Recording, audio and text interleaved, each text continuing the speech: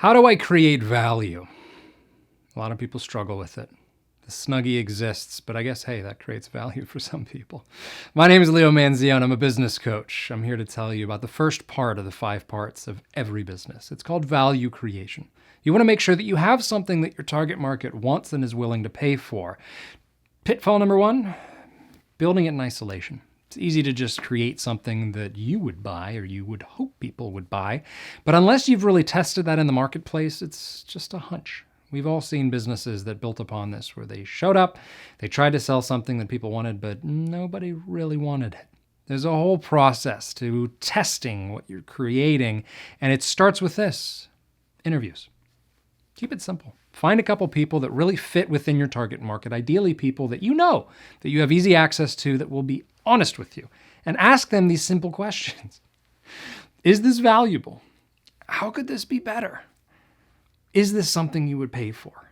Those 3 questions alone are going to help you iterate the service, and the ideal outcome is at the end of this conversation, they say, this is awesome. How do I buy it?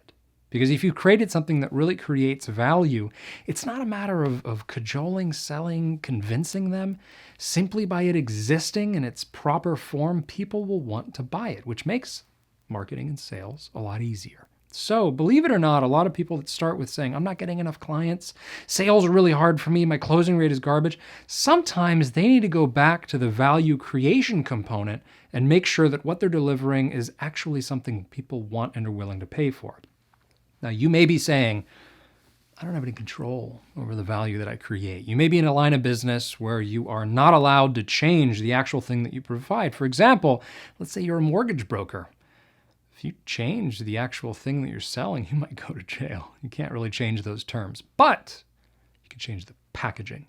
So the last thing I'll share with you, and this applies to everybody, but especially the people that can't change the core of what they sell, packaging is a very key part of what you're selling. And no, I don't mean the literal packaging of it, although that is a component of it. I mean the analogous experience around the product. So this is everything from how you interact with your customers, really going above and beyond in the right way, which we'll talk about in another video. Check the description below. But making sure that every step of the customer process is something that you're aware of, that you make sure that it's awesome, and remember to always start simple. So you'll want to know what are the key things that need to happen in each customer experience that really leads to a successful outcome, and then over time, you'll add more and more upon it. So I know this seems unbelievably complex, and frankly, that's because it can be. But remember to start simple. Ask those 3 questions.